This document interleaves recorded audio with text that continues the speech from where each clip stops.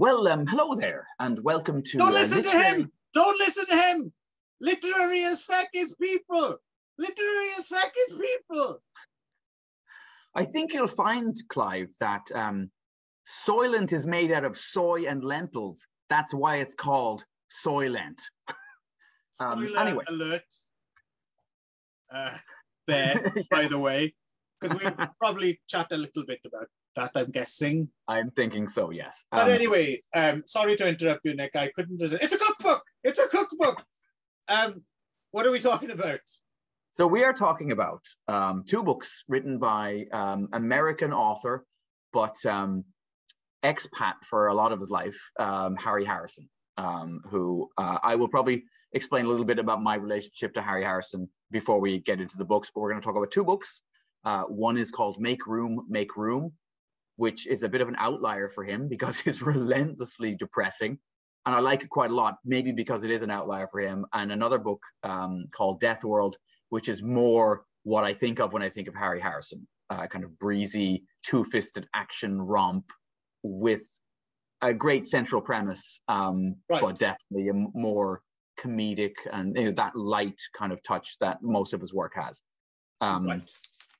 But maybe just quick, before we get into who he was, I'll just situate myself relative to him for a second. So I first would have become aware of Harry Harrison reading adaptations of his stories in 2000 AD, the British comic that we have talked about elsewhere. Mm-hmm. And so the Stainless Steel Rat is probably Harry Harrison's most famous, character and longest running, the one that I think he wrote the most books around. Jim DeGrees is a kind of a laconic intergalactic spy, and they're very much comedy science fiction books. So they were adapted by 2008 and drawn by Carlos Ezquerra, who's best known for creating Judge Dredd. I would have read those and then immediately sought out the book. So I would have read, like, as a kid on holidays in Cork, like age 8, 9 years old, bought those paperbacks of the Stainless Steel Rat books and liked them a lot. And then so it's been. I vaguely remember the Stainless Steel Rat comic, but not. I don't have those. Was it reprinted often or? Occasionally, like there would be the Best of 2080 monthly, which came out, and they did do some of those. Yeah, they did reprint. I think they only adapted 3 of the novels.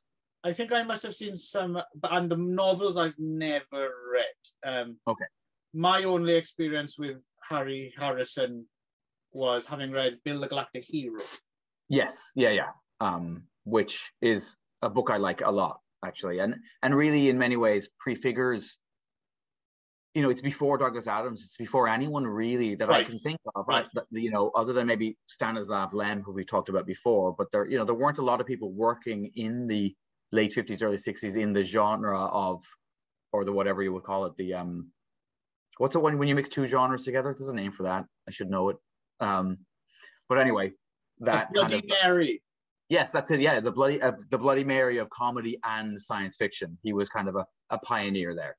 Well, it just seems because Bill the Galactic Hero was a direct response to Robert I. Heinlein's Starship Troopers, right? Yes. And that's kind of interesting because the second book that we're going to be talking today, oddly enough, really reminded me of Heinlein. So I'm wondering if there was a bit of I don't know too much about it, but I'm wondering if the Harry Harrison response to Starship Troopers was so strong, kind of out of a mix. My guess is that Harry Harrison probably really admired Robert Heinlein, and then when someone you really admire maybe does something that kind of wrong-foots you, that's even it's more impactful. So I'm wondering if it was a combination of really liking Rob and respecting Robert Heinlein and kind of kicking against Starship Troopers. Yeah.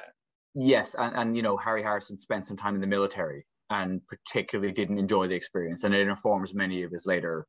Right. But the other thing that struck me when I was a kid was it was very, very seldom that I would finish a book, that I was excited about and read the back inside information and say, Harry Harrison lives in Avoca, County Wicklow. Oh. So like 30 miles maybe or less from where I grew up. And I would always look at this and be like, what the fuck? How is that possible? How is it possible that anyone who is doing anything that's interesting or important in the world could be living, you know, just down the road? And as a kid, I never... to the residents of County Wicklow, by the way, for... yeah, sorry. But yeah. Yes.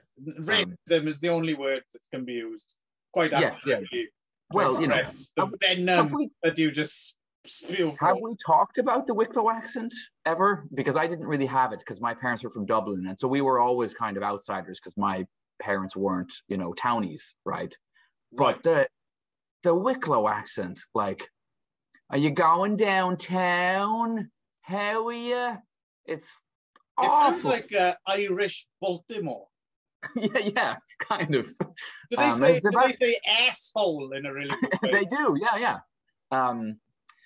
You know, anyway, yes. So it was fascinating to me to hear to know that this American science fiction author who created this character appearing in a British science fiction comic lived up the road. Once again, I apologize to the oppressed of Wicklow by the aristocratic Dubliner here. Oh yes, Dublin Jackeens is what they're known as out in the countryside. Jackeens.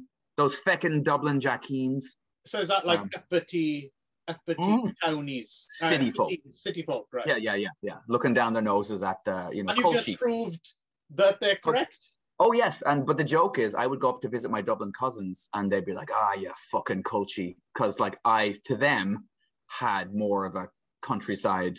Don't try and both sides it. Yeah. No, I'm gonna straddle this divide. I don't believe in binaries. But anyway, so I chose these two books. I had read both of them before, but quite a while ago, and I was interested in revisiting them, and interested because basically we've had a really bad track record with me and science fiction, and you have not liked any of the things. I was going back to the list. I'm like, did Clive like any of the science fiction things? I was like, no. Like Stanislav Lem. Sort of. I really liked. I think I might have counted because I liked it so much, and I like Stanislav Lem so much in general. I might have gone overboard on counterbalancing the negatives just to. Okay, it felt like I really liked the Siberia. And I know that Michael Moorcock didn't work at all. Although that was a particularly lousy. I think we both kind of expected that, though, right? So yeah. I'm going to be interested to see how you responded to these. But maybe, Harry Harrison, American, born 1925, was in the military for a while. 2012. Yeah, 2012, yeah. And as I said, lived... Connecticut as well, we should, Yes, lived for a big chunk of his life actually in Ireland because he had the Irish government was very good about this. If you had a grandparent who was Irish, they would grant you basically citizenship, particularly in the 70s and 80s when the Irish economy was the pits, right? And if you made your money through art, basically you weren't taxed. So a bunch, like Angela Lansbury, for example, took her whole family and moved to Ireland because basically she could live tax-free. And I think one of her kids was a drug addict as well, and she wanted to get him out of LA. But DeLorean count as art? Maybe. Pay his taxes? I don't. Yeah, I think the cocaine smuggling was a bigger issue for him. But yeah, so basically, quite a lot of like Hollywood folk and famous writers and stuff all moved to rural Ireland in John Huston. In the 70s, and even English. What's his face? John Bowman. Doesn't John Bowman own like half of Ireland or something, basically? Yes, yeah. His back garden, right? And that guy who you played just recently on a Japanese TV show broke into his house. Yes, yeah. Isn't Zardoz, like, I remember reading like, Zardoz was shot in John Bowman's estate, and you're thinking, what? It's like the size of a planet, it looks like in that film, like. Well, I mean, Ireland was really, we were, they make that joke in the Commitments movie that like we're the third world, but it was actually GDP wise, we were considered the high end of the third world, which is, it's a good place to be, like the top of the box. Right. yeah. Only down from there. Yeah. So basically, Harry Harrison was one of these people who moved to Ireland in order to basically live tax-free because he made his money through art. And so, but is that sorry to interrupt, is that actually definitely true in terms of his motivation, or are you reading no, I'm pretty sure that was a big part of it. And I think he's pretty, I mean, he's not a guy who really waffles, but I think he was pretty clear that being able to live tax-free in Ireland was a better thing. And then I think also like he was one of those Americans who didn't fit in America. So I think he needed to be somewhere else. But he did live in France for a while. He lived in England for a while. He was kind of all over the place. But a lot of his life was spent living in Ireland. Did you ever attempt to find his house? Well, so this thing, I wasn't old enough. I feel like if I'd lived in Ireland a few years longer, like past 14, I probably would have, because apparently Neil Gaiman became close friends with him, in that way that you could do when you're a young writer or you're interested in that stuff. But I just wasn't old enough. I didn't have the courage to. Right. I couldn't drive. Imagine if he wasn't keen on the idea that you kept going there, knocking on his door and annoying, and then he published a book called Ginger Nut, the Galactic Pest, or something like that. Exactly. Yes. And then finally you'd get the message like, "I've not wanted here." Oh. Yeah. God, that makes me fancy a ginger nut right now. I haven't had one of those in a while. Look down. Yeah. Yeah. Anyway, I think. I have a good ginger nut story, actually. You know what? Why not? Well, when I was a child, one of my favorite things in the world to do was, you're worried now, I can tell you're worried that I'm going to say play with my cousin's ginger nuts. Yep. Oh, no, it's more wholesome than that, was dunking biscuits in tea. Oh, yes. Yeah. For a long time. Still a great thing to do. My name was Clive Tea Biscuits. They would call me Clive Tea Biscuits. Oh, nice. Because that's what I would always do. And ginger nuts have a particular look about them if you try dipping, and they're it's towards the high end of, if you were doing, if you were taking someone on board as a tea dunking student. Right, yeah. You enter the 36 chambers. Right, towards the end, I think. Because yes. It needs great care and diligence, and it's not for the beginner. It's not. No. I think the chocolate hobnob is truly the final stage because the chocolate. I don't like the word to come out, but I would say Jedi. Oh, I did it. Jedi level of dunking. Yeah. So anyway, I remember going with my older brother to visit a friend of his in hospital one time. Okay. And a few beds down, some other patient who I think was a little bit crazy had shit the bed and was holding his shit. So this is a very wholesome story, Clive. Thanks for sharing this with our viewers. And was holding his shit in his hand. He was like sobbing or screaming at the staff or something, and he had shit covered fingers. And I asked my brother, who's think about it, he was quite smart and quick. I asked, "What's wrong with that man? What's he doing?" To which my brother replied, "Oh, he was trying to dunk ginger nuts and they spilt on his hand, and that's why he's angry." And I believed him. And it was only years later I learned out that I was a witness to a man shitting the bed. Oh, okay. Yeah. Wow. A lovely little tale. Maybe I don't want a ginger nut anymore. But you do want to shit the bed. It seems liberating. So yeah. Shit in someone else's bed. I completely lost the plot of where we were going. Why did we even get to ginger? Oh yes, because I was going to visit his house. So anyway, so one of the things I discovered, we'll get to the books in just a moment, is that I didn't realize. I didn't realize that Harry Harrison was also an illustrator, and that he had worked for EC Comics, for example, in a partnership with Wally Wood. who is a very well-known and very brilliant science fiction and horror illustrator with a very, very smooth, clean line in his brushwork. But yeah, so I started to look up some of, it's quite great. Kind of, in a way, it makes sense actually, because many of his novels have the feeling of that kind of like hurtling ahead energy of a comic book, right? Well, particularly it was weird fantasy and weird science comics, right, for EC. Yes, and there's something that not so much make room, but certainly DEATHWORLD, and also we mentioned Build the Galactic Hero and Stainless Steel Rat as well. From what I remember of it, you can imagine. Yeah. Well, the vast majority. Right. The vast majority of his work, as I said, I think Make Room is interesting because it is an outlier, and I'm wondering if there's anything else like it in his writing. And how much else have you read beyond Stainless Steel Rat, Build the Galactic Hero, and the two in the discussion today? I've read the other DEATHWORLD books, but they're part of the same series. Right. I've never read West of Eden, and I wonder if that's maybe a little bit more serious or highbrow, whatever you want to call it, a bit more weighty. But I don't cards know. Out because Alex Cox is a big Harry Harrison fan. But the other one I remember him recommending was Plague from Space, I think it's called.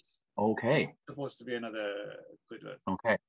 Because I will mention this later as well. Of course, Alex Cox did do a film version of Build the Galactic Hero.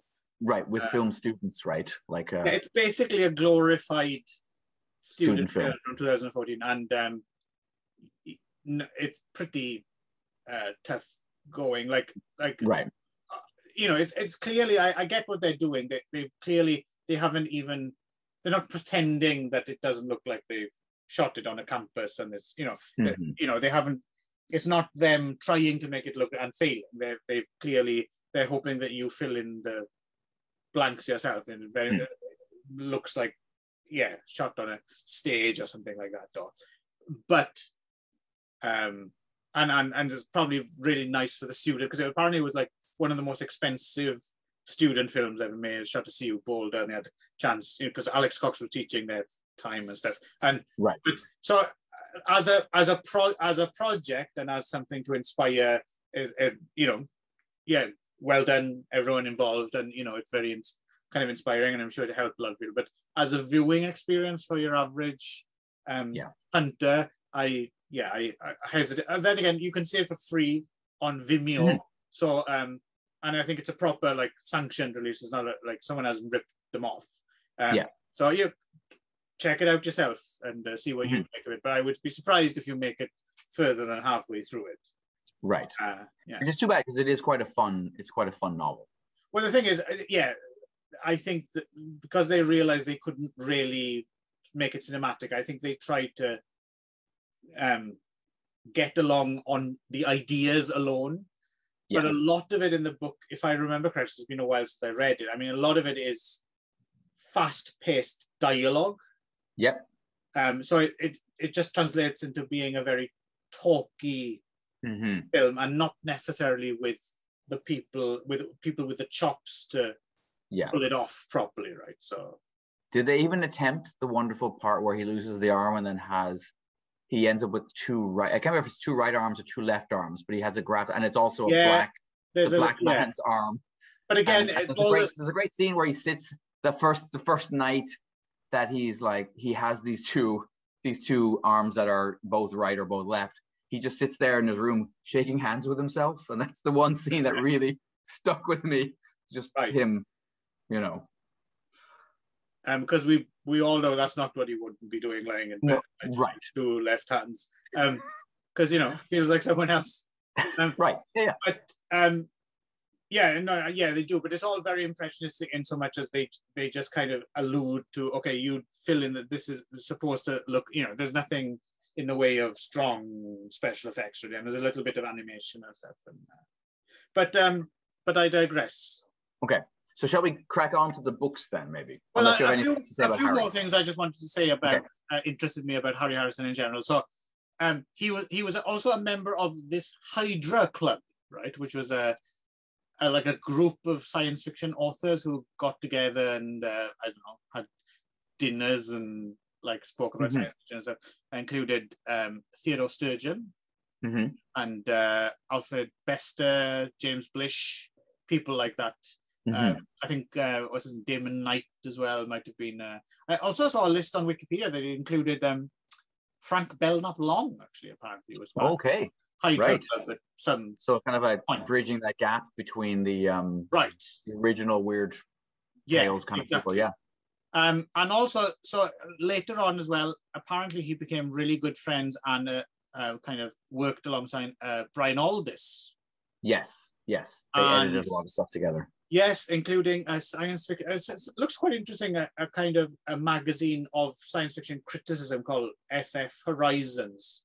I think there was only a couple of episodes, a couple of issues of it, maybe, but it sounds like something. It was really very influential, I think. Yeah, and of course they edited these best of SF anthologies as well. And another thing they both worked on, which I came across, which has gone onto my list of things I'd like to read one day, just something to keep an eye out for. It seems to be a collection of interviews with various SF writers called Hell's Cartographers, some personal histories of science fiction writers. Well, so this is interesting. All this, so I'd quite like to read that one day. Sounds quite good. When I was reading, I read an interview with, or a little piece when Harry Harrison died. Neil Gaiman had written a piece about the fact that he had been friends with Harry Harrison for quite a while at that point, 20-something years. But he talked about specifically when he would go to their house that Harry Harrison's wife would tell these amazing stories about like Harry would kind of talk in fairly respectful terms about the other science fiction writers, but she would be like, oh yeah, you remember that party when like that guy hit that guy in the head with like a glass ashtray because he'd said something about his wife or whatever. And that was the stuff that Neil Gaiman was like, oh yes, this is the information I need about my heroes. And I thought that was pretty cool. Yeah. I'm wondering how much of that is maybe included in that book, or if it's a bit more observed. But no, it would be nice to. Yeah, I like the idea. I don't know. Maybe Helen Ellison was visiting, and of course got into a fight because that's what Helen Ellison did. Yeah, and threw Harry Harrison's bagpipes out the window or something or whatever. Yes. Scrap, and everyone else is standing there going scrap. So I mean, Brian Aldiss took a shit behind the sofa because he couldn't make it to the toilet in time. He was so blasted on mushrooms and acid. So yeah, I mean, I think that what I like about sorry, I just have this image as well of like Damon Knight or something in the corner just yelling at Michael Moorcock, "Your books are shit! Fucking writing same shit over and over again." Someone's got to make a Netflix series or something about the totally parties in Harry Harrison's house. So I think we'll get into the books themselves because I think both books are good examples of this.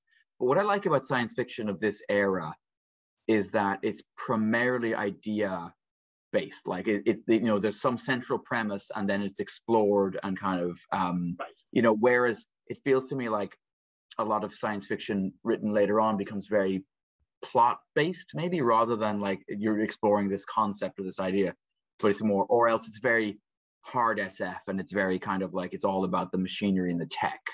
But I always feel like there's always in these earlier science, and I think Philip K. Dick maybe even more so has this thing where there's a central really cool idea, and then what's frustrating about Philip K. Dick is that he'll then often explore that idea for 25, 30, 40 pages, then throw it out the window and come up with something else. And you're like, I really was interested in that first. Okay, well, whatever. I'll follow you on this train of thought. Also Stanislav Lem's Siberia, right? Yes. But it's interesting that you say that as well, because I think there is probably and I haven't quite figured out exactly where it is or who might be the good purveyors of it. But I am quite interested in that middle ground as well, though, because I do like the concept of, I like you said, I do like the ideas-driven stuff, but also I do like the idea of hard SF and people backing up ideas. And okay, well, what if we did actually want to go about doing this? And and I like the idea of it, but like you get, sometimes it goes a little bit too much into the weeds on the the mech side of it. And novels are 1,000-page long, and it's only one in a quartet or something like that. And I, on the one hand, I'm like, I like the idea, but there's only so much time in the day as well, kind of thing. But I'm wondering, there might be a sweet spot. I don't know if you have any ideas of who would be a good author, like who managed to bridge that gap successfully. Right. Yeah, actually, I'm not necessarily sure. I mean, I suppose some people might point to Frank Herbert in a way, because there's an element of, at least of ecological sciences and biological sciences, that underpins, as well as the religious stuff that underpins, Dune. But yeah, I don't know if there's really, if you'd call it hard science. Yeah, that's a bit more space opera territory, isn't it? Yeah. Anyway, we might figure it out one day and talk about it on here. You never know. But in the meantime, so shall we do Make Room? I think Make Room, Make Room first. Yes. Right. It's 1966. Yes. And very loosely adapted as Soylent Green.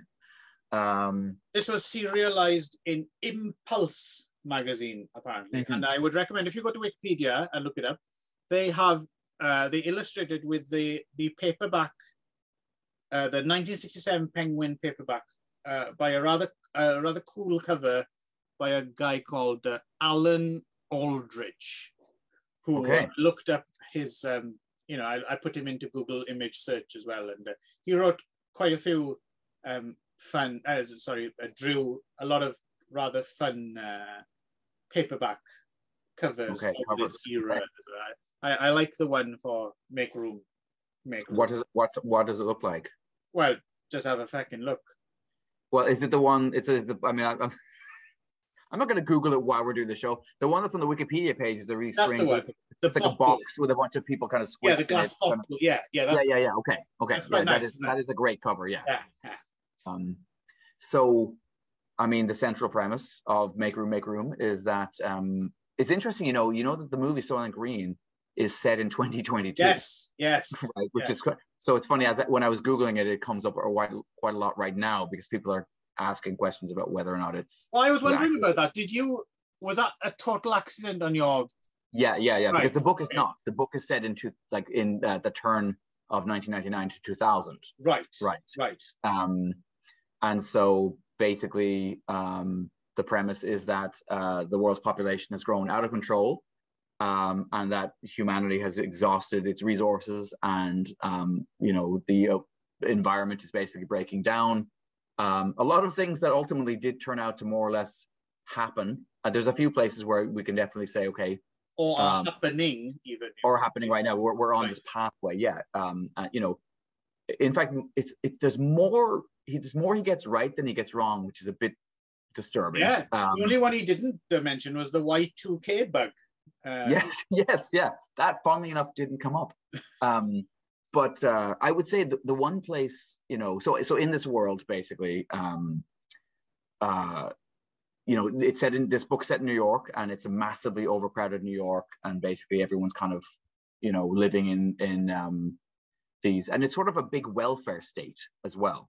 Like, a lot of people don't have meaningful work, but what they get is very, very kind of scanty, meager amounts of food. Yes, everything's rationed, right? And water and fuel and food. And also, you said, I mean, it's actually a luxury, even though everything's incredibly overcrowded, it's a luxury to live in a massively overcrowded tenement, for example, because there's some people, they call them the cavemen, which have been assigned to live in the subways, right, which no longer run, apparently. And some people live in parking lots, right, which have just been filled full of cars, which no one drives anymore.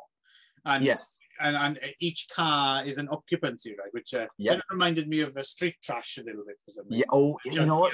Absolutely. Street trash definitely came up a couple of times, particularly later on So one of our, we have more than one protagonist in that way. It's the movie. I honestly think the movie is quite a bit less effective, really. I think the book is it's a much stronger story. Not very good at all, I don't think. Yeah. Although apparently Harry Harrison was quite pleased with what they did. He said, well, he felt like they put 50% of his ideas on the screen. He was like, that's for Hollywood. He was like, that's good enough. Right. He didn't have high expectations, let's put it that way. So yeah, they were met halfway, I guess. Yeah. So one of the lead characters is this Taiwanese American kid called Billy Chung, who does not appear in the movie. There's a kind of an analog figure for him, but he's like a white guy. And Billy, played by Stephen Young, I think, right? Yeah. Who's much older. Yes. And not Taiwanese. Yes. And not even a proper burglar. No, yeah, it is actually an assassination, which is in the book. Basically, this kid he's been desperate to he lives, and I love the description. So he lives in basically all of these rotting old metal like ships and boats are kind of in the bay in like somewhere. I don't know if it's in Manhattan Bay but it's in one of the bays in New York, right? It kind of reminded me of like it's basically the old Kowloon walled city on water, right? Yes. With like gangplanks and walkways and trash. Yeah.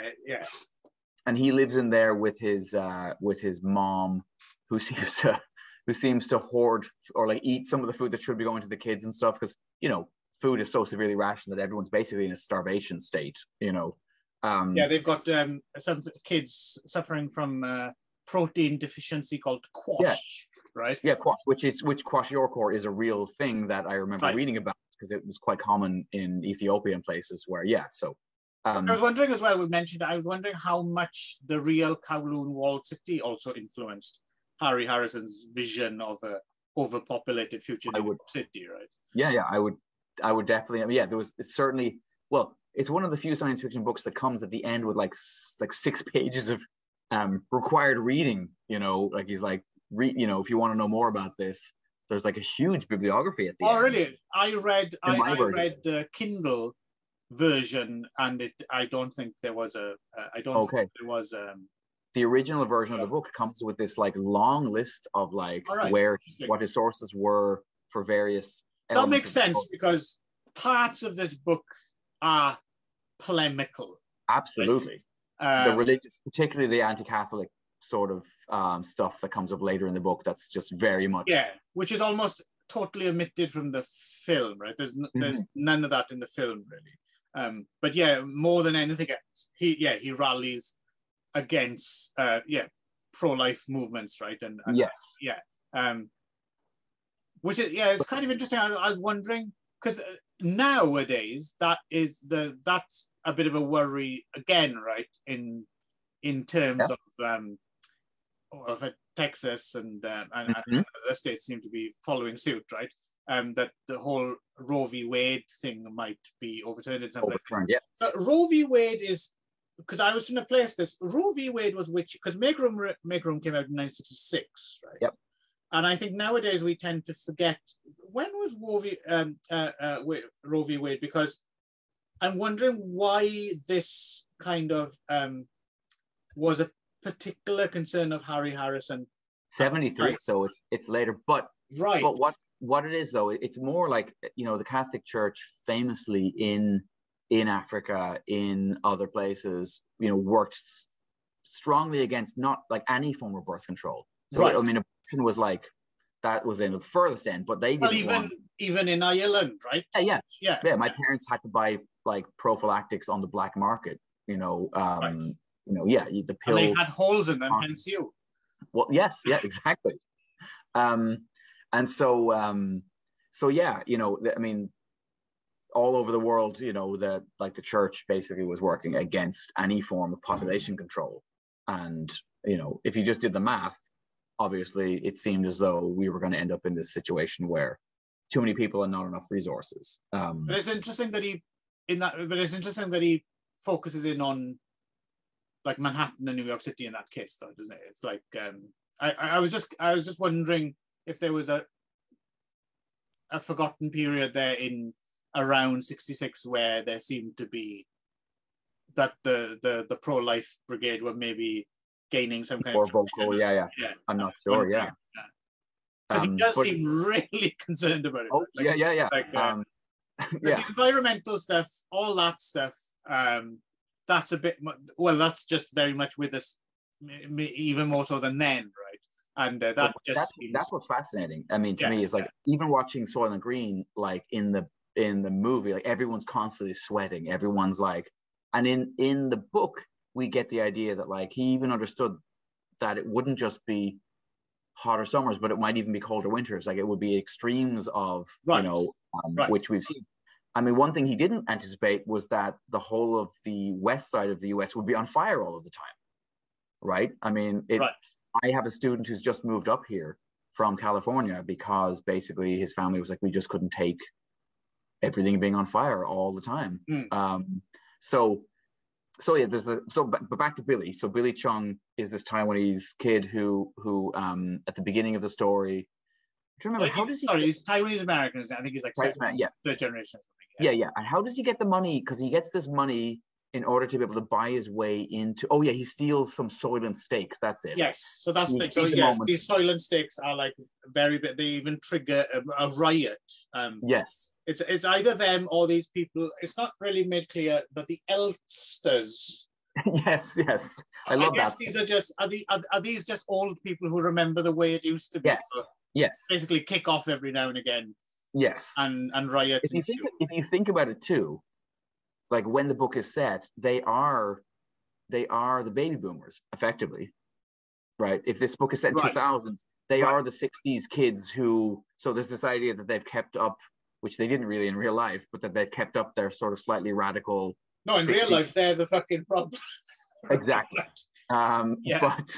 But he's imagining a future where they're still engaged politically, and they remember a past that wasn't as relentlessly grim. That's what I like about this book, and what my wife does not like about this book is that it is relentlessly grim in a way that nothing else Harry Harrison wrote is. No, she's read it too, and she was just like, this is so depressing. Like, so there's just no hope in that book. But did she just not like it on a subjective level, but thought it was actually a well-written book, or did she? Yeah. No question. Yeah, she thought the ideas were great. She didn't disagree with it. It was just that the book is just so it paints such a grim picture. Yeah. Really, go ahead. Yeah, I was just going to say, to get into it a bit more as well. So it's an odd one because it's, again, in that Harry has the one thing, like you said, it might be a bit of an outlier in some ways, but in other ways, it is very much the excuse to tell a larger or talk about ideas, but the ideas are like more serious, heartfelt ones rather than killer vines or plants or something like that. So, but again, it's kind of a detective. Yes. Police procedural story, but not really. That's just a very I was going to say, because in the movie goes much more with that, and then there is a direct line to a real big conspiracy, but this one it's just grim again because there's this pressure, and that's one of the big differences. I think our main character, right, Andy Rush, played by Charlton Heston. See, that's the thing. So he in the book he's like a totally put upon. Right, like he has, like he's not the swaggering asshole really that Charlton Heston plays, right. You know, who kind of like has this thing, like he engages with his boss as though he's an equal, but like Lieutenant Gracioli in the book is just a total dick, and Andy just has to take it all the time, and it's a totally different character, and then he has all this pressure to find this kid because there's this belief that there might be a conspiracy or it might have been an assassination, but that's not actually true. I think he is a physically dominating fellow in the book as well. For some reason, I was picturing while reading Make Room in the role of Andy, Martin Cove for some reason. Oh yeah, for sure.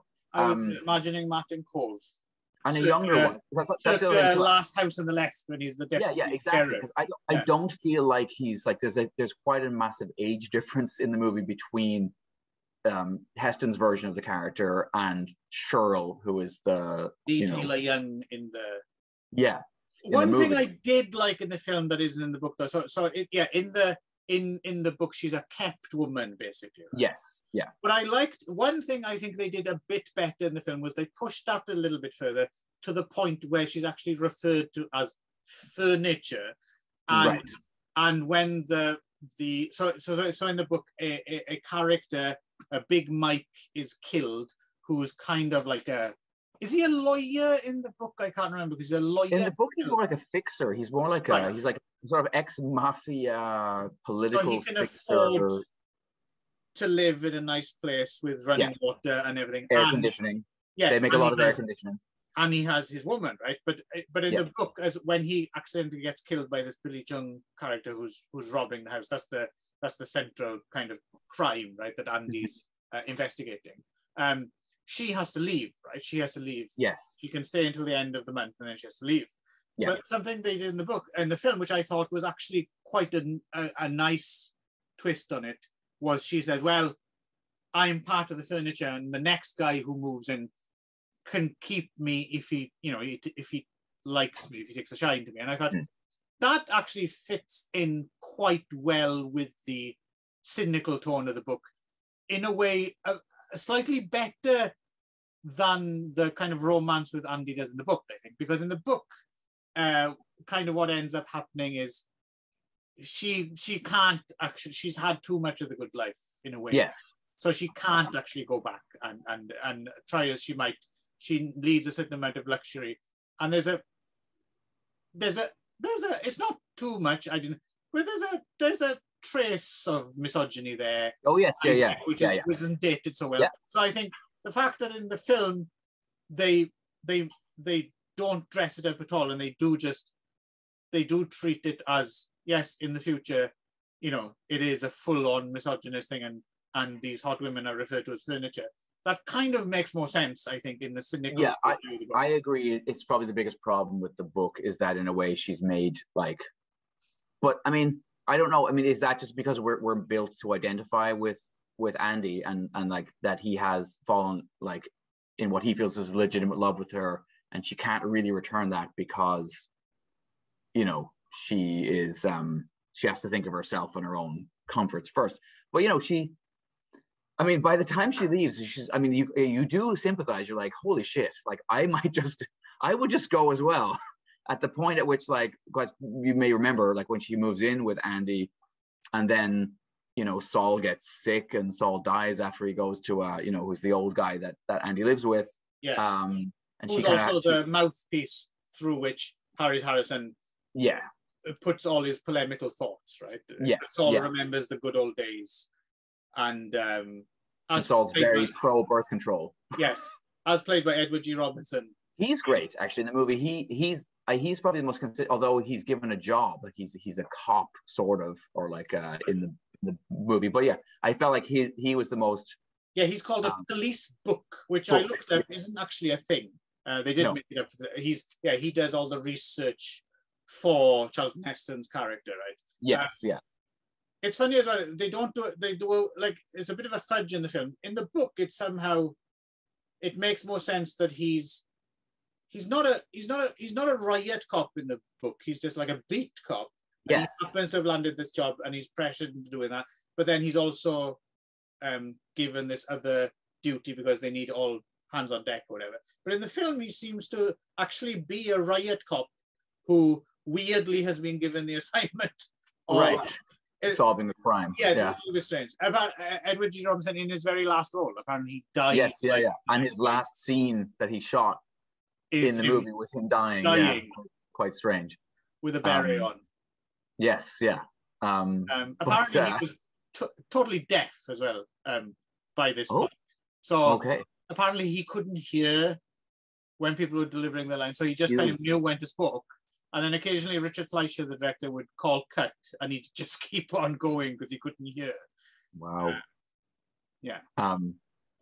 So basically, so I was just saying, I do agree with you that it is problematic because we are kind of cued to, in some ways, to sympathize with Andy's point of view, and therefore, when she leaves him and he's kind of hurt and angry because at one point she actually goes out and basically, gets together with a guy just to get some food and have a nice time to go to a party, basically, but she has to sleep with the guy.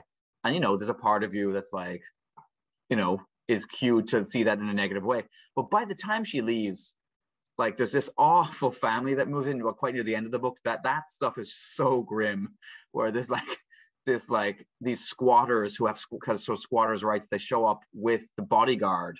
He's another character very different in the movie than in the book. Yes. He's much more sympathetic in the book, but he shows up much less black in the film as well. Yes, quite a bit more Chuck Connors actually in the movie. Yes.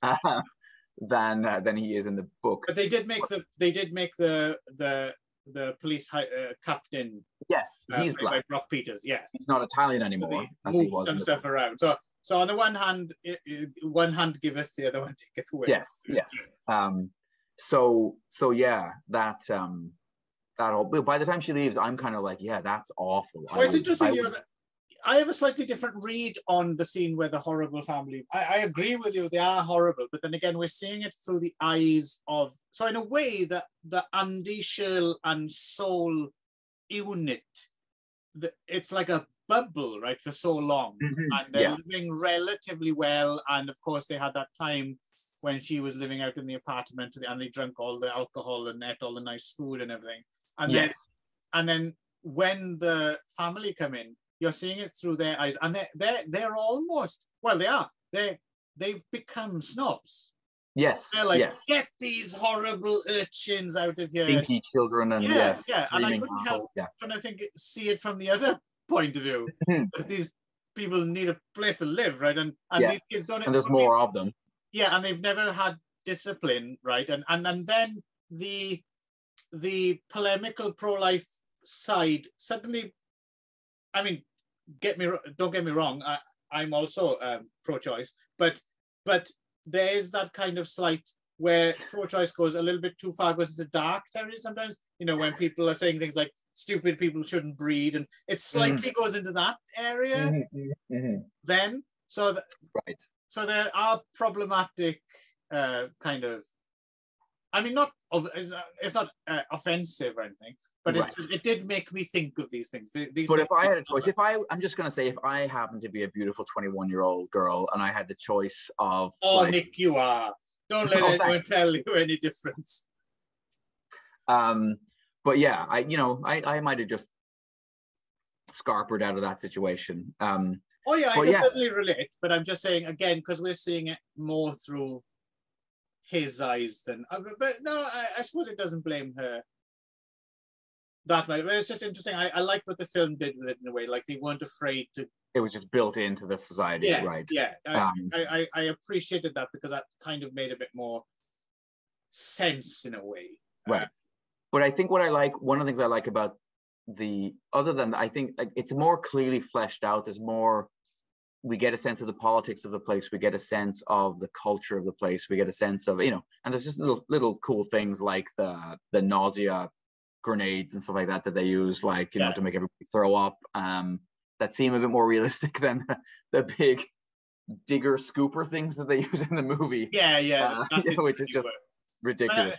The thing with the film as well is it's like, even though it's a fairly kind of big budget, I mean, they try. There's a certain amount of production design in some scenes, but then other times, like, you don't get a sense of this crowded city. There's scenes where there's like vast expanse, not vast, but like, shouldn't those spaces be just crowded? Yeah, but that's all they've done is they put this weird, and now in HD when you're watching it, it's so much more obvious. They've put some kind of smog filter on the lens. So everything just looks a bit green.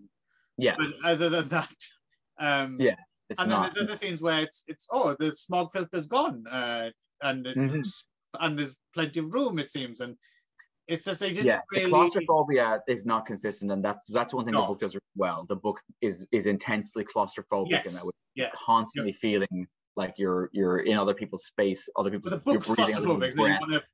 I can see where Jennifer might have been like, sometimes you just want to put it down and be like, and go out and breathe some air or something, right? And also in the future, because science fiction writers can't resist this shit, right? Like, there's hardly any of it in this book, but you can't resist. They spell coffee KOFWE. It's like yes, it's a little but isn't that because it's not actually coffee? Like it's one of those things where they have to could be. Because it's some kind of fake byproduct thing. And then so I mean the big reveal of the movie, right, which, spoiler alert, I think Clive's already spoiled it anyway, is that Soylent Green is made out of people, is completely absent. So if you're reading the book thinking, and I remember the first time I read it, I was like, so when are we going to get to the to be honest, Soylent Green is made out of people? I've been put off reading Make Room for years, and I'm glad you chose it, just because I was familiar with the film, and knowing that it was that film, which I don't like very much, and it was minus the one element about it, which is memorable. Right. I always put off reading Make Room. But I'm glad I have actually read it now, because it is a worthwhile read, I think. It's not a classic. I don't think I wouldn't put it up as an SF classic, but it is interesting. I can see why it has the Penguin Classics or the Penguin Science Fiction imprimatur and all that, because in some ways it is very much a Harry Harrison idea-driven kind of never mind about the details, let's get on with it approach. But because the ideas are a lot more kind of serious and less and grounded, then it's a bit more. The beard strokers have a better time of it, right? They're yes, this is because they're more interested in that than, I don't know, dinosaurs with laser eyes or whatever the fuck is it. Right. Which is all good stuff. Yeah. Too. Yeah. But yeah, I mean, I just, as I said, as it goes on, it just, and then also they're describing this deteriorating, circumstances for the whole city, right? Like they're just getting worse and worse as the book. It's like, actually, when the book is split up into two books, like there's book one and then book two, and there is this kind of inflection point where the water just suddenly gets turned off right at the end of book one, and you have this feeling that things are just going to continually just get worse, and I think and then food becomes even more hard to come by, and it's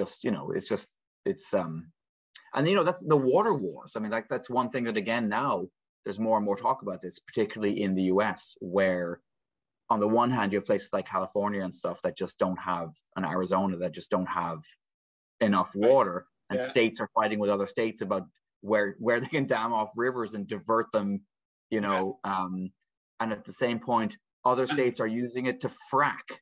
They're using huge amounts of clean water to blast oil out, and you're like, and you've got the proposed desalination kind of factories as well, which are not exactly environmentally friendly. So it's kind of a weird race, isn't it, between like it seems to me it's like, well, we've already passed the tipping point, so we need to create the science to save us, but the science needed to save us is really energy intensive and research. So which one are we going to just snatch, defeat from the, victory from the jaws defeat, or are we just going to run the whole planet to the ground before we have a chance to get anywhere near, right? But it does seem to be in that cycle now, right? We seem to be almost beyond the let's cut down on everything. That's like, no, we probably should have been doing that 50 years. When this book was when the book came out.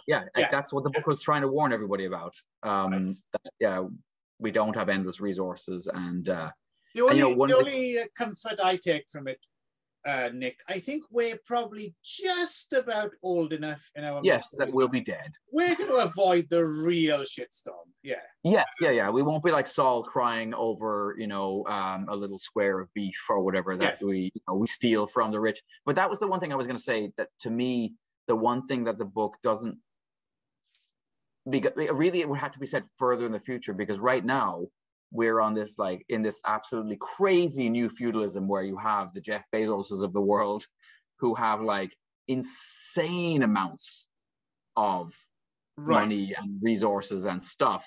And so in the book, it feels like even the rich in the book are still kind of just, it's a pretty depressing level of one step further again. It's all pretty squalid. And the one last thing I'd like to say, I love the idea of crumb merchants people who just sell like weed cracker crumbs. You can't even afford. I can't afford weed crackers. I buy a bag of crumbs. This is the story that Klaus Kinski made up as well, right? Apparently, in his autobiography, that he tells the story about he was so poor, and Klaus Kinski came from quite a good middle class background. His father was a doctor or something. But according to Klaus Kinski, him and his brothers would go to the baker and beg and they still had to pay, but not much, for cakes that were made from the crumbs that were swept off the bakery floor and baked into these cakes, but with like wood splinters and things in them as well. Awesome. Yeah. But no, Make Room, definitely worth a read. And I can certainly see when it was new as well, why they wanted to turn it into a film. Like, I can see why it was optioned. And apparently Charlton Heston was very much instrumental in that. Like, he really believed in the material. I'm just wondering, was there anything else you wanted to mention about either the book or the film? The only thing I think is funny, and in a way, the book presents it as a negative. But we actually are at a place now where you can go into any grocery store here in Canada and buy plant-based meats, right? Like the Soylent steaks are a thing, right? But it's a choice as opposed to as a necessity. Left, right? Yeah. Yes, yeah, and in it's funny that the book did anticipate we would get to a place where we would have meat alternatives made of, and then they mentioned early in the book like Lieutenant Gracioli is constantly belching, and I was like, is that because he lives on lentils? Like everyone just eats lentils. It's just like so you just imagine that smog in the movie is just farts. It's just a cloud of rank ass gas, that the whole place is just. So there we go. Maybe the hippies aren't right, because if we listen to them, we'll all eat lentils, fat, and that'll raise the methane levels more than cows. Yep, for sure. So there you go. Never trust a hippie, as they say.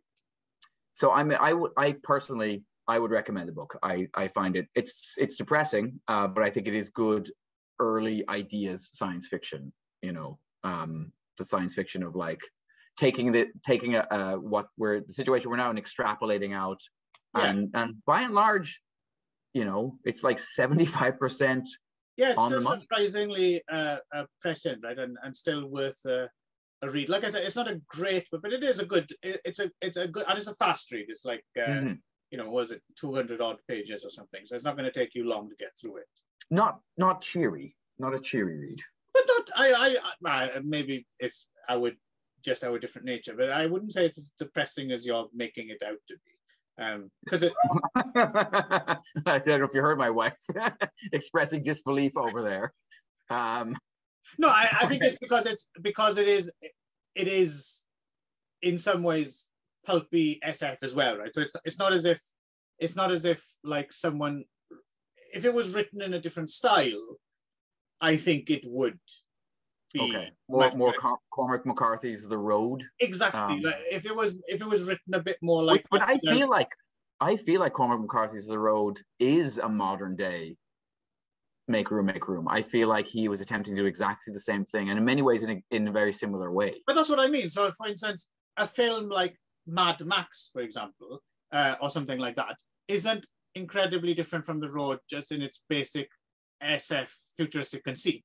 But one is filled with car chases and is more interested in action, and the other one is more about whatever the fuck it's about. I can't remember. Am I going to have to kill people and eat them to feed my son? Whatever. That's what I mean. If Make Room was written by someone else other than Harry Harrison, then I think it would be a more depressing read. But it does have that slight Harry Harrison spin. So it is a bit of, it's a mixture of polemical, but it's also a bit of hook 'em from the pulps as well, right? Which is why I didn't find it totally as grim. But it's interesting, like none of the characters from the beginning of the book end in better circumstances than they begin. Like Billy's track is like, and maybe Cheryl kind of, she has a dip and then she goes back to where she was. But yeah, for the most part. But I was going to say, well, the last thing you mentioned street trash, because in my notes I actually wrote down street trash at the point at which they're I think I remember his name, but he has a biblical name. Is it Peter? There's a guy who is like Billy hooks up with, who's a kind of a Bible thumping zealot. Yes, I think it was Peter or Paul. Yeah, maybe Paul. And yeah, and they end up living in this kind of, again, in a boat in the middle of this scrapyard, and they've got this water tank where the water's been draining in and they're able to drink. But eventually, this kind of sketchy street woman and her two guys that she sleeps with, in order to make them do things for her, kind of attack and beat up Billy and the other guy and chase them off and take over. And that seemed completely street trash to me. That whole interaction, I was like, oh, it was just very grim and just gross, and yes. So DEATHWORLD. DEATHWORLD, yes. So as I said, I think this is much more, although, you know what, here's the thing. So Jen and I talked about it because she read this actually just at the same time I did, or just shortly after I did. In talking about it with her, I do feel in some ways this is as much an ideas book, and that those ideas may well be as serious. It's just as preachy when it gets preachy. But it's much more breezy. It's much more an action book. Well, it's interesting. I think it works. It's weird. It works both ways. In some ways, because it's more comic book, the preachy polemical thing sticks out like a sore thumb and is more annoying.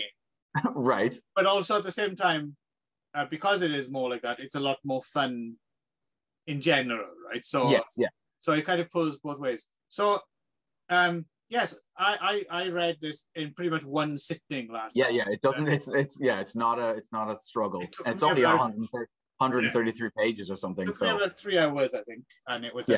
But I read so I went look. So when we knew we were going to watch this, read this, I went online to look for, because time's a wasting, so I didn't have time necessarily to import a print version. So I was looking around for Kindle editions, and I found a Kindle called the Harry Harrison Mega Pack, which is 12 Harry Harrison stories, but some of those stories are basically novellas. So in the case of DEATHWORLD, it was originally serialized in 1960 in Astounding Science Fiction magazine. And the Harry Harrison Mega Pack includes this serialized version. Okay. Which is not much different from the paperback, I don't think. Apparently, they're almost identical. Okay. And I don't know which one. I don't know if they beefed it up for the paperback or actually cut it down a little bit for the paperback. I'm not sure. But apparently, there isn't much difference between the other. And this Harry Harrison Mega Pack also includes DEATHWORLD 2. And its original serialized title, The Efficient Engineer. So if anyone's interested, your cheapest option is this Harry Harrison Mega Pack, which cost like less than $2, I think. And I think the way the copyright works there is because they're doing the magazine version. Right. They don't have to necessarily, Right. Okay. Right. So I don't think they're necessarily ripping anyone else off either. It is, going for something that is either cheap or in the public domain. And there's a load of these mega packs. There's, a lot of them. Like you could spend the rest of your life reading these mega packs, either by genre or, in fact, there's one I'm thinking to get into soon. I think it's just called the Pulp Fiction Mega Pack, which sounds very generic, but apparently that includes a lot of the Shudder Pulp Weird Menace things that we talked about when we talked Russell Gray. Russell Gray, okay, yeah. And I looked, and there's a lot of stories in that mega pack, and there's a lot of non-Russell Gray ones. Okay. And they sound good. They all have those really amazing, bitches for the broth of Satan or something like that, or those kind of things. So. Okay. All right. Okay. Yeah. So that we may have to add that to the list. Yes. So that's how I read it, was in this form. I didn't have chance to go on to 2.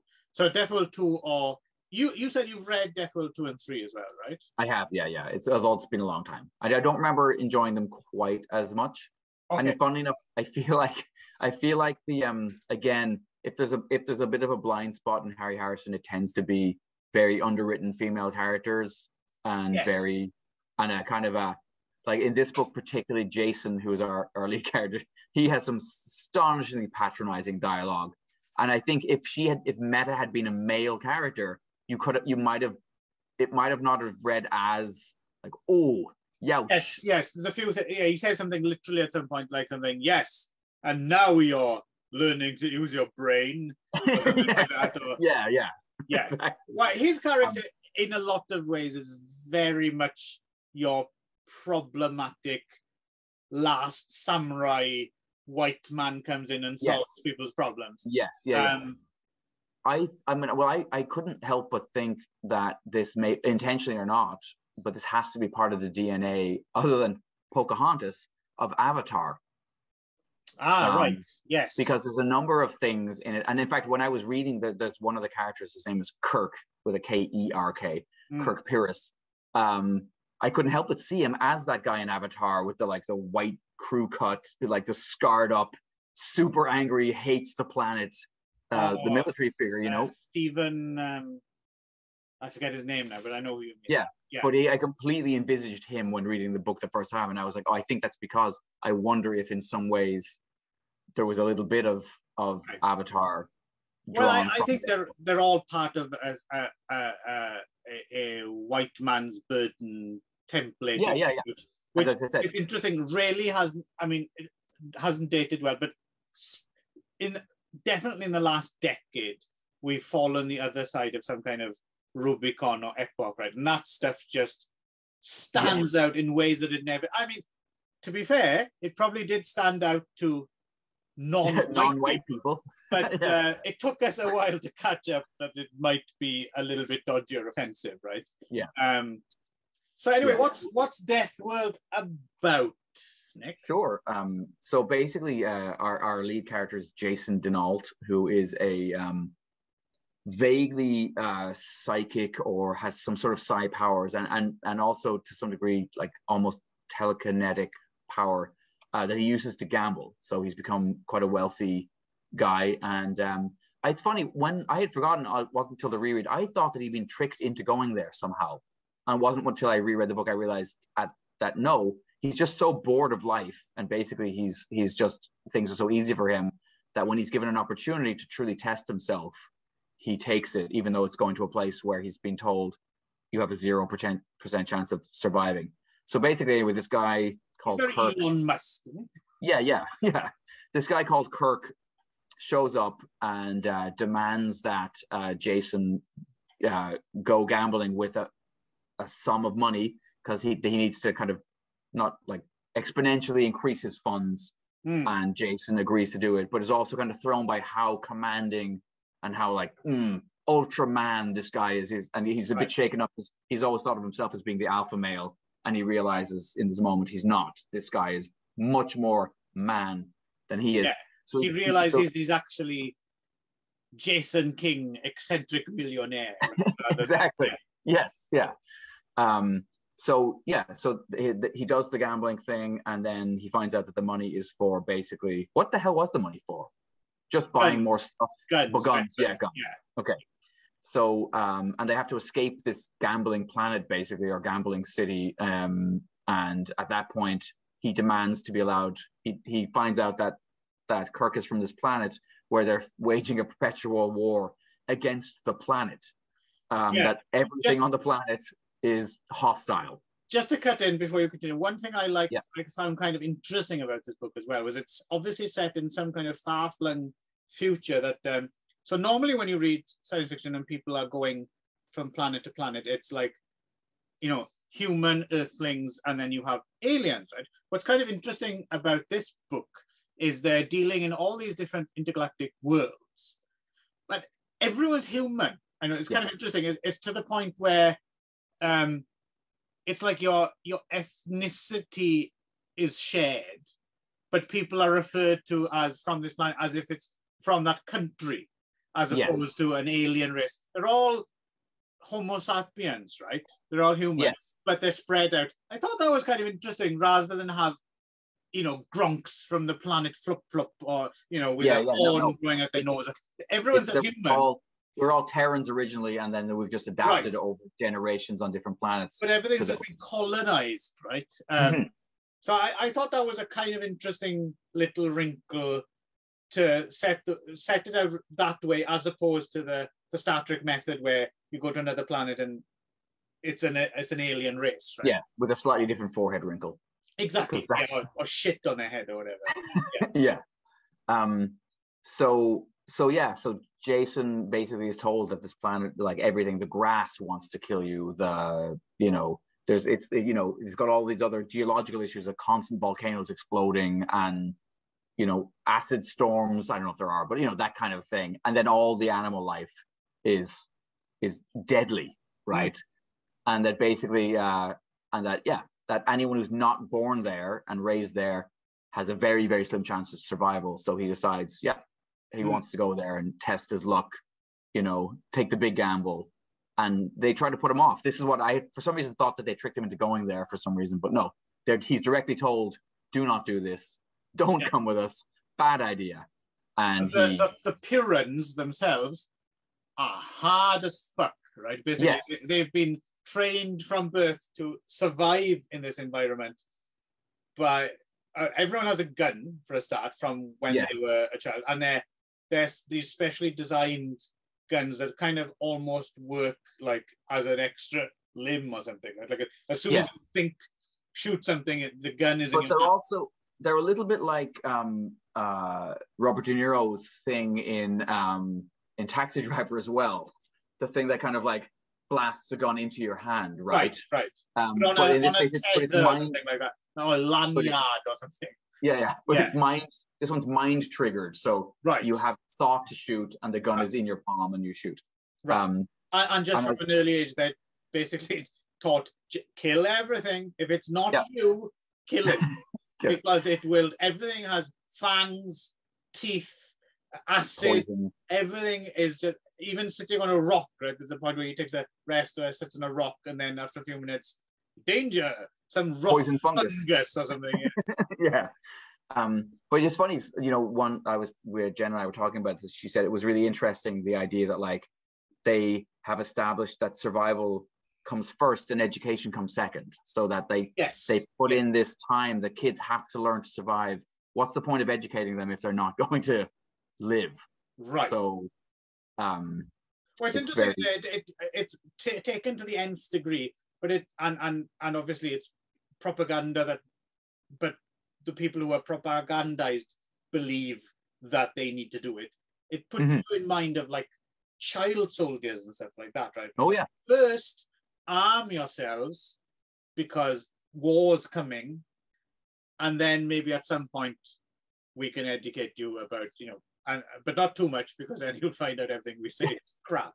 But it did put you in, and you wonder how much of these, how much of this is conscious subtext or unconscious, or because like you said, Harry Harrison does like to get up on his soapbox every now and again, doesn't he? Mm-hmm. So and what you say is on the trip to the planet, that he falls for this Piran woman, Meta, and they seem to have a kind of a relationship. And as soon as they get to the planet, she's just shut down because no, we're on the place now where if I think about anything other than surviving, Dr. Jones. No, I have to survive. And she just seems to assume that he's going to die in a way. So it's like, well, what's the point of continuing this relationship? You've come to the place where you die. And then basically he does train, and he realizes at a certain point he's never going to be released. That Kirk sort of is the dictator in this kind of weirdly cooperative way. They are kind of that he's he learns he'll never be as good as the parents, but then again, in classic Tom Cruise fashion, he does learn to be almost as good as in like a week, right? Exactly.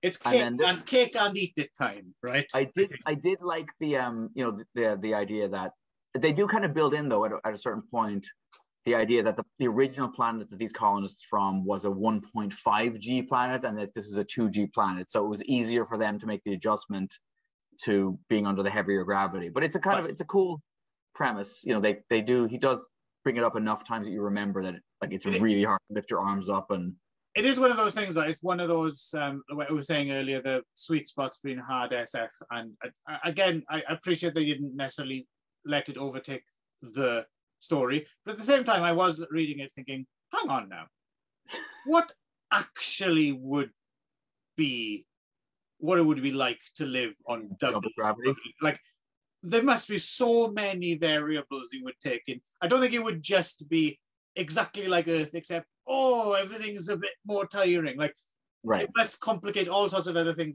things to do with magnetism, and therefore that, and thermodynamics. It would be a totally different planet, I think, if it actually had double the gravity. Double gravity. Okay. Yeah. So that's the hard SF route.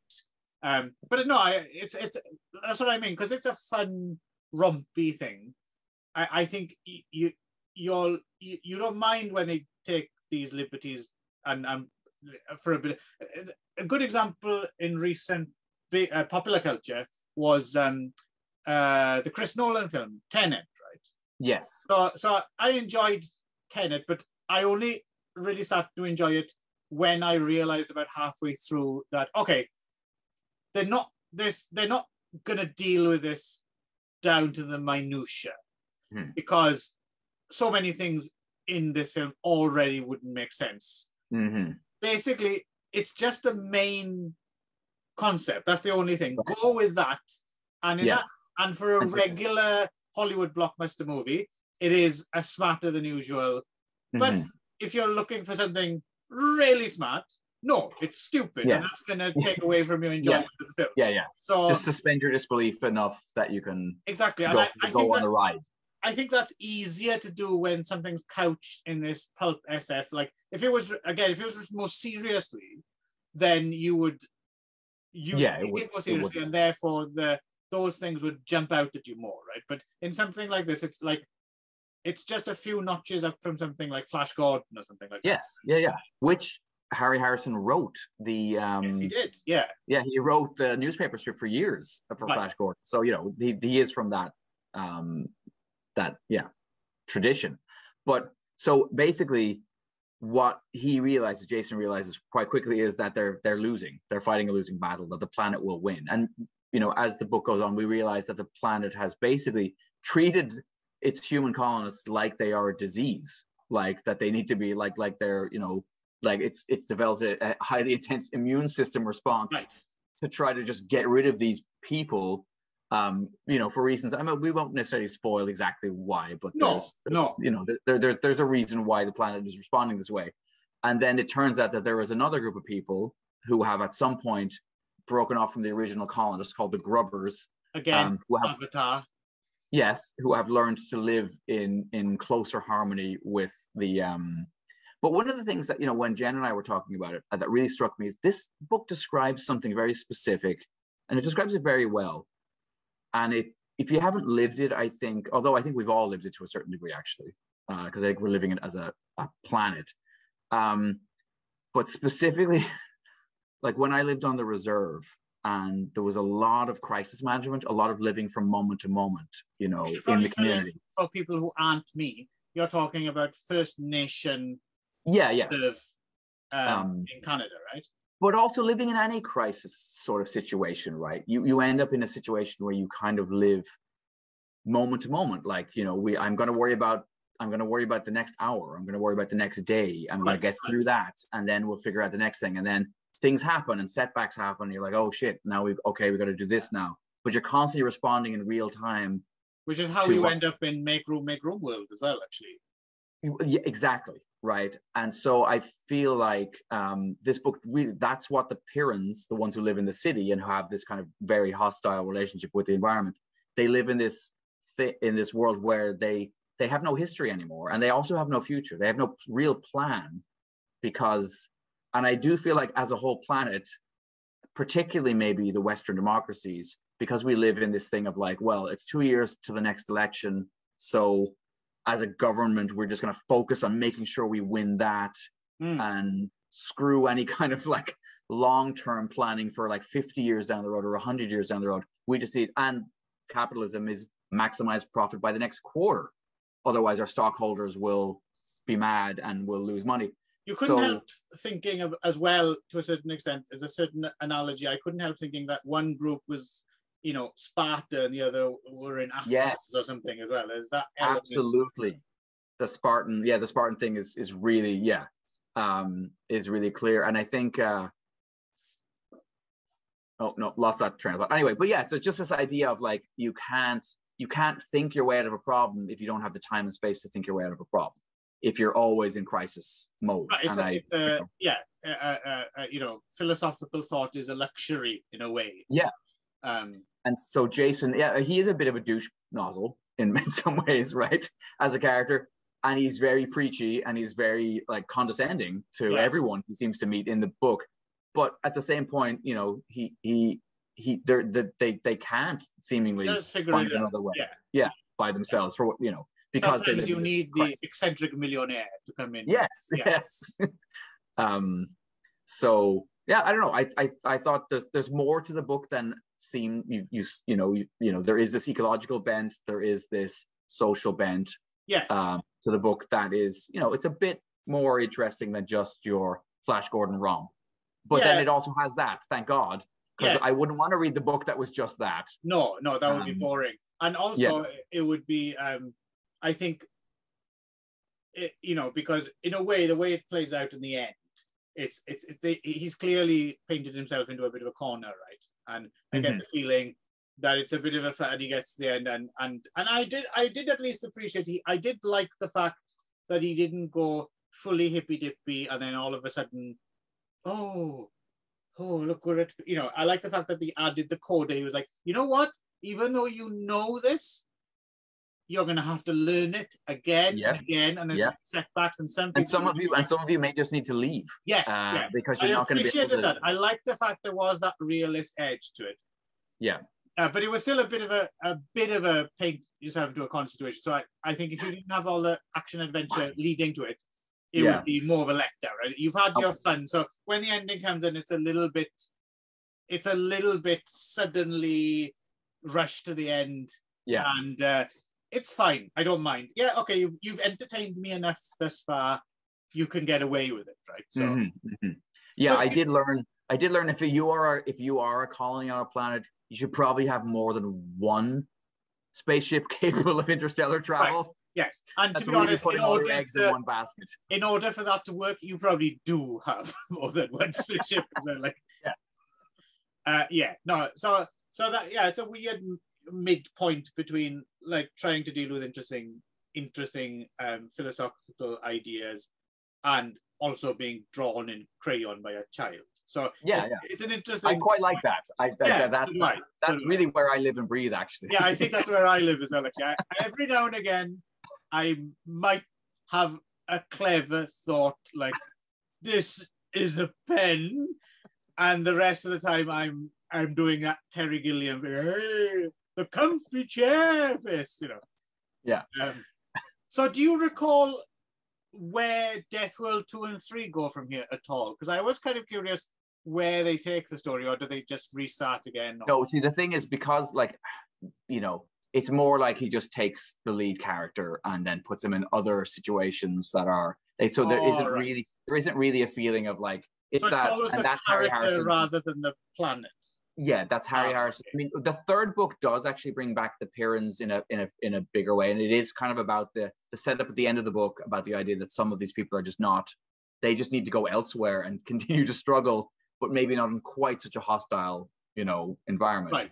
I think it does follow that line. But the second book is kind of a bit of an it's a bit of an outlier within the series. It's really about something else entirely. Well, the analogy, another Meta analogy it's just really the further adventures of Meta and Jason. Right. I guess it gets into that Valerian and whatever territory. Oh yeah. Laureline. Yeah. Lorelei. Yeah. I suppose the other interesting thing that use another, and again, I don't know how much of this is like conscious or subconscious, is the whole those people who have to get away as well. I mean, they're basically. The analogy for them, I suppose, in real life is former soldiers. Yes. Who've been so pumped up with who can no longer live in any other environment with the PTSD that can break and become mercenaries, right? Yes, So exactly. they're all going to be mercs on it. So that's kind of an interesting. So yeah, lots of interesting things to chew over, but also in 133 pages of propulsive, mostly just guys rolling around and shooting. Shooting, and volcanoes and and weird mushrooms in caves on the other side of the planet vibrating. That's a weird moment of the book that I'm like, I still don't know if I fully understood what was happening there. But anyway. So both kind of quite interesting reads and slightly different sides of Harry Harrison. The one, I guess, one slightly more populist, the other one slightly more, I don't know what the word is. It's not pretentious. That would be unfair. But idea heavy or whatever. But they're both idea heavy. But it's kind of, I don't know, one's the black and white noir, and the other one's the colourful animation, like you said, Valerian. And actually, I can imagine Valerian and Lorelei go to DEATHWORLD. I can see that. Also worth noting, I found this of interest. So apparently, after DEATHWORLD 1, 2, and 3, yes, we were going to talk about the Russian ripoffs. I couldn't quite get a handle on exactly what they were. DEATHWORLD 4 to 7, which, according to some sources, so apparently there was 2 authors, one called Ant Skalandis, who wrote 3 of them, and then someone else, Mikhail Akhmanov. And I wasn't sure, if they were just rip-offs and they just took the title and made DEATHWORLD sequels. I'm assuming the first 3 had been translated. And some people claim that there's Harry Harrison involvement in them. That's what's hard to know because... But they've never been translated ever, right? So, because, I mean, the thing that makes me wonder is some years ago, there was this, right? There were these sequel Build a Galactic Hero books that came out, right, in the kind of 90s. But you'll notice that this one does have Harry Harrison's name on it. But you'll notice that this one says Harry Harrison I think the "and" is the person who wrote this book. And it's just Harry Harrison's name is on there. And all the other ones are like this. They are basically licensed. Not ghost written, but but he might have given them like a post-it note with a, Bill goes to the planet of the hot, sexy women. And the guy's like, all right. Yes. I'll run with it. Good idea. I write now. Yes. Yeah, exactly. So yeah. Could be. I couldn't quite, but interesting. Any of those any good, by the way? I'm surprised you actually. I'm assuming you found them in a thrift shop or something. Absolutely, yeah. Any good? No, not particularly. Actually, even the one that is a Harry Harrison book is not great. The covers are pretty horrendous. Yeah. Although I think they're by somebody.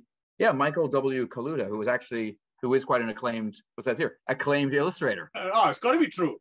Yeah, and they have these weird. Actually, what's nicer is actually these black and white little kind of like almost Aubrey Beardsley, which are the same.